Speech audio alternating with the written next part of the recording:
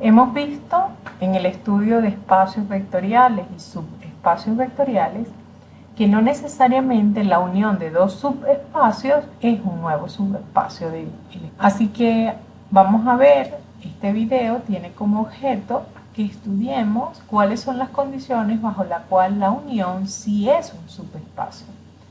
El teorema dice, sea V un espacio vectorial definido sobre un campo K, S y T dos subespacios de V, entonces la unión de S y T es un subespacio de V si y solo si S es un subconjunto de T o T es un subconjunto de S.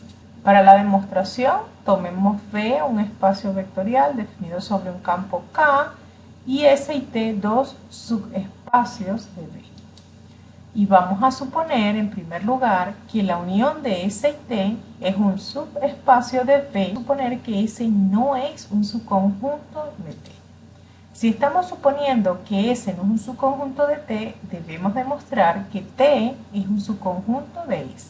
Por ello, comenzamos tomando un elemento en T. Y como estamos suponiendo que S no es un subconjunto de T, entonces eso nos garantiza que debe existir un elemento que está en S que no está en T. Si T está en S y S está en el subespacio S, entonces estos dos elementos se encuentran en la unión de S y T. Eso significa que como S unido con T es un subespacio de V, entonces la suma de estos dos elementos también tiene que estar en la unión. Si ese elemento está en la unión, significa que ese elemento o está en S o está en T. Veamos qué ocurre si ese elemento está en T. Si él está en T, nosotros tenemos que T es un elemento que está acá en este subespacio, por lo tanto el opuesto de él también está en el subespacio.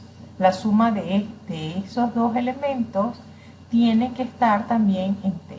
Eso implicaría, esta suma es justamente S, lo cual nos contradice el hecho de que S, como ha sido elegido, es un elemento que no está en el subespacio T. Así que no puede ocurrir que esta suma esté en T. Por lo tanto, la suma de S y T tiene que estar en S.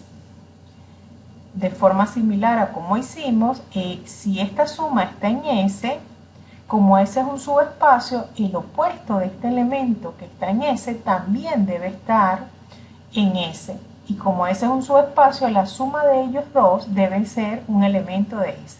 Ahora bien, la suma de ellos dos me da justamente T. Lo que significa es que hemos tomado un elemento que estaba en T y ese mismo elemento está en S. Por lo tanto, con esto se demuestra que T es un subconjunto de S. Termina así la demostración de la primera parte.